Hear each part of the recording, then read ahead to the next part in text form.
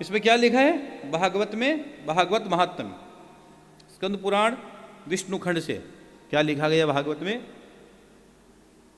नित्यम भागवतम यस्तु, क्या लिखा है बोलो मेरे साथ, नित्यम भागवतम यस्तु पुराणम पठेत नरः प्रत्यक्षरम भवेत् तस्य कपिला दानजनम फलम।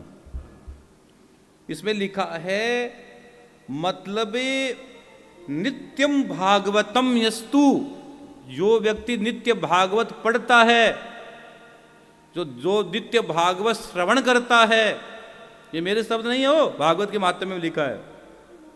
पुराणम पठेत नर, जो नर इस पुराण को पढ़ता है, प्रत्यक्षरम भवेत् तस्य, प्रत्येक अक्षर भागवत का प्रत्येक अक्षर कपिला दानजम फलम, कपिला गाय का जो फल, दान का जो फल है, वो फल एक एक शब्द आपको दे देता है।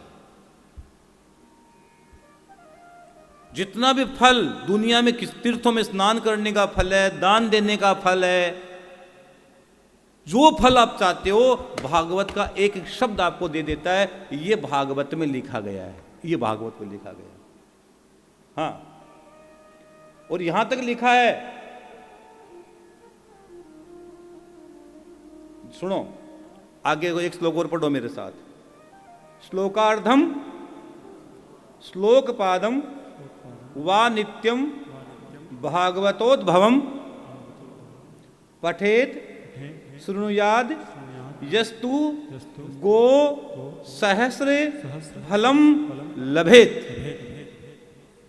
सहस्र हजार, हजारों हजारों गो माता के दान का फल आपको भागवत पढ़ने और सुनने से प्राप्त हो जाता है। साहब क्या बात करते हो आप? जो ये ग्रंथ आपको सुना रहे हैं वो सामान्य ग्रंथ नहीं है। आप इसकी ये बस सोचना, आप तो वास्तव में किस्मत वाले हो। क्या वो गया जी से भागवत मिल रही है?